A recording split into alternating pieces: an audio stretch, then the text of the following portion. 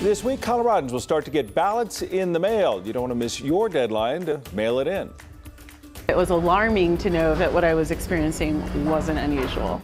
COVID hit her hard, and so did the fact that she got it on the day she was supposed to get her booster. And if you don't want to spend a bunch of money on a Halloween costume that your child may only wear once, there's an event next weekend that offers one solution.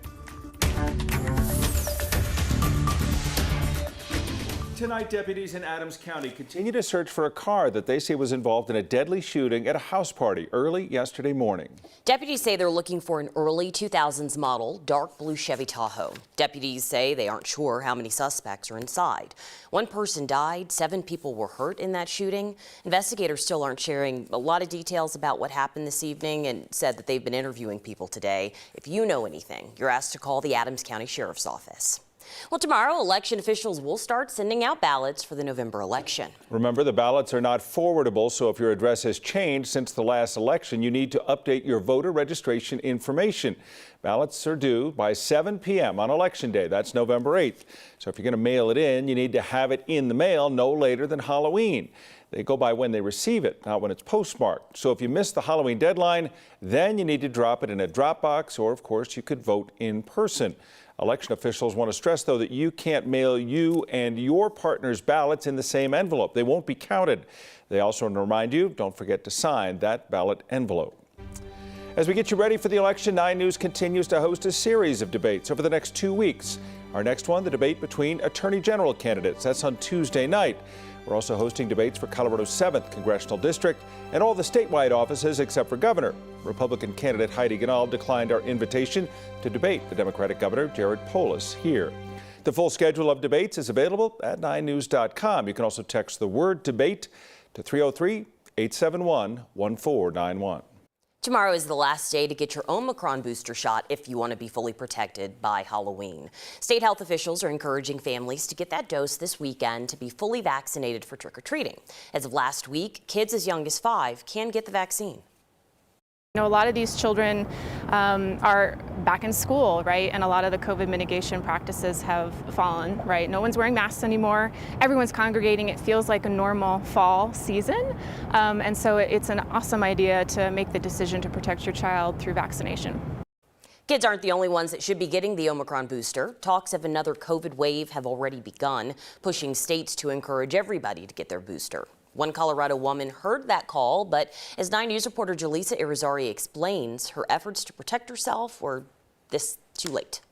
I mean, hopefully I can find it because I've been... When creating content is a career, it may take a minute to find specifics. I love Twitter. Michelle Jackson isn't afraid to share how much she uses social media. Okay. Or what she uses it for. Actually, I tweeted because the symptoms were concerning. So about 3 weeks ago, I was finally in the end stages of planning on getting my booster. I picked the date that I was going to go, and a disaster struck because I ended up getting COVID the day that I planned on going. COVID got to Jackson before a second booster did.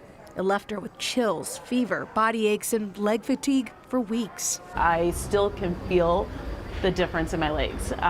It's better. Each day is a little better, but I can still really feel the difference. And so I'm gonna keep on, like, when I'm finally eligible again to get a shot, I will. CDPHE is hoping others are as adamant as Jackson is. Right now, just 10% of Coloradans eligible for the Omicron booster have received it. We're almost at 11,000 doses given per day. Heather Roth with CDPHE says interest in the shot has increased, and mobile vaccine buses across the state are carrying the new booster.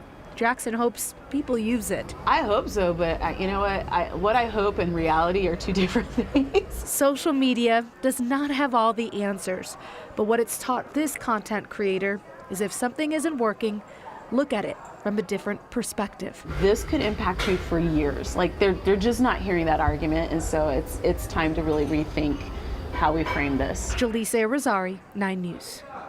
For those that have recently tested positive for COVID and are interested in getting the Omicron booster, doctors suggest waiting 3 months after your last positive test.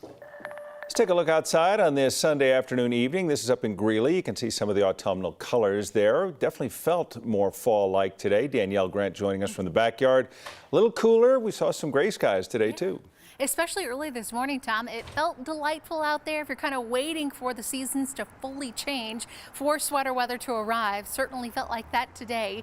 By this afternoon, all that sunshine came out, but still temperatures running a little bit below our average. Speaking of autumnal colors, look at this live camera. This is from Cheeseman Park overlooking downtown. The oranges, the yellows here in the city, just stunning. We're looking at temperatures currently in the upper 50s here in downtown, up to Fort Collins, some low 60s off to the Eastern Plains, 60s up in the high country like Steamboat, off to Meeker and Grand Junction at 67 too. The winds have been picking up. We had a weak little front push through early this morning that brought us the clouds, brought us the cooler temperatures, those stronger winds really primarily just across the far northeastern plains. You can see that cloud deck slowly shifting off to the south as we look off toward the San Juans. A little bit of rain, some snowfall along those higher peaks. But for us here in the Denver metro area, clear sky is going to be the name of the game tonight, as well as bitterly cold temperatures. Yes, the Denver metro area under a frost advisory for lows hovering near the freezing mark. If you live up and down the I-25 corridor, like around Fort Collins, off to Greeley, Castle Rock, and then points to the east, you are looking at a freeze warning for the numbers falling into the upper 20s, low 30s.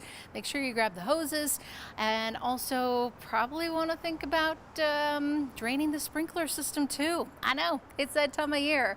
Tomorrow morning we will wake up to some widespread frost, freeze conditions off to the eastern plains, so kind of keep that in mind. Shouldn't last long as the sunshine is back and it will be a bit warmer, a seasonal start to the work week tomorrow.